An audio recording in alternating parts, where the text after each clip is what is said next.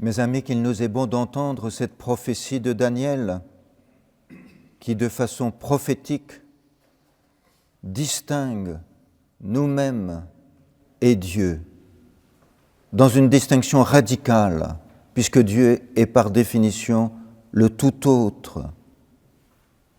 À nous, ce qu'il nous revient, c'est la honte au visage, comme il le répète 2 fois. Et au Seigneur, ce qu'il convient, c'est la justice. À toi, Seigneur, la justice. À nous, la honte au visage. Et le prophète nous fait aller un peu plus loin, comme dans tout l'itinéraire d'Israël, qui peu à peu va découvrir, suite à la honte de l'idolâtrie du veau d'or, qu'il y a dans la justice du Seigneur la miséricorde. Et ainsi, le prophète Daniel répète « Seigneur, à nous la honte au visage, à nos rois, à nos princes, à nos pères, parce que nous avons péché contre toi. » Impossible de nous dissocier de nos frères, de nos sœurs qui ont péché. Nous nous reconnaissons membres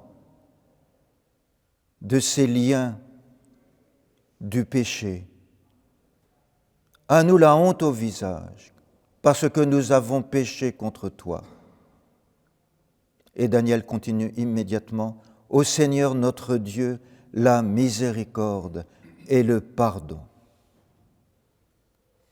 Voilà que Daniel reprend la grande révélation de la miséricorde au livre de l'Exode, au chapitre 34, où Moïse est caché dans le rocher, et là, sans avoir plus aucun argument pour que Dieu demeure fidèle à son peuple idolâtre, il crie « Fais-moi de grâce voir ta gloire. »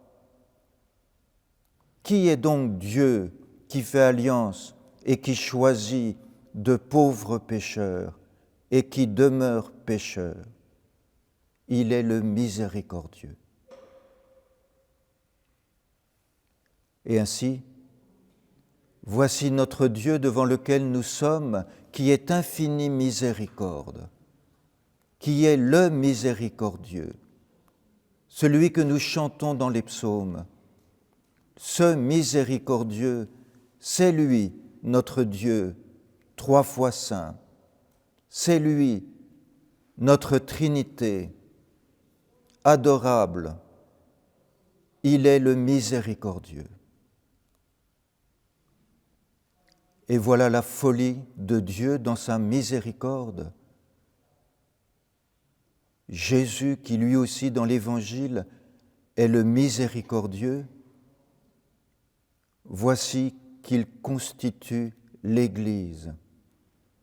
C'est précisément quand Jésus est bouleversé de miséricorde, parce que les brebis sont sans berger, que Jésus choisit les 12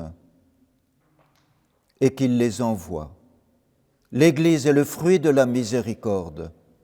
Nous sommes le fruit de la miséricorde. Mais cette miséricorde va encore plus loin. L'Église n'est pas seulement le fruit de la miséricorde de Dieu qui veut que tous les hommes soient sauvés. Voilà que Jésus nous indique la nature même de l'Église. Soyez miséricordieux comme votre Père est miséricordieux. Pardonnez et vous serez pardonnés. Voici que l'Église devient le sacrement de la miséricorde de Dieu.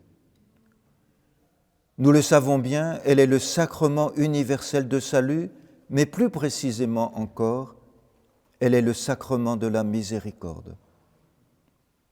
Pierre, pécheur, qui a renié, Pierre qui est revêtu du don surabondant de l'Esprit, comme l'écrit le pape François, est pris en faute par l'apôtre Paul, qui lui reproche de ne pas prendre ses repas avec les chrétiens issus du paganisme. Voilà Pierre qui est pris en faute. Voilà Pierre qui aura fait l'expérience de la miséricorde et qui, à son tour, doit devenir miséricordieux. Prions les uns pour les autres, afin que l'apôtre Pierre nous obtienne la grâce d'un amour inconditionnel pour l'Église, fruit de la miséricorde de Dieu et sacrement de la miséricorde du Seigneur. Prions Pierre pour qu'il nous obtienne de Dieu la grâce de nous convertir de plus en plus afin que nous soyons, dans notre ministère, infiniment miséricordieux. Prions l'apôtre Pierre afin qu'il nous obtienne de l'Esprit Saint la grâce de savoir gouverner nos diocèses en servant de telle sorte que nos communautés diocésaines participent au sacrement de l'Église qui est sacrement de miséricorde, de telle sorte que nos communautés soient un reflet de la miséricorde du Père pour le monde. Rendons grâce à Dieu d'être totalement et gratuitement l'objet de la miséricorde de notre Père du ciel.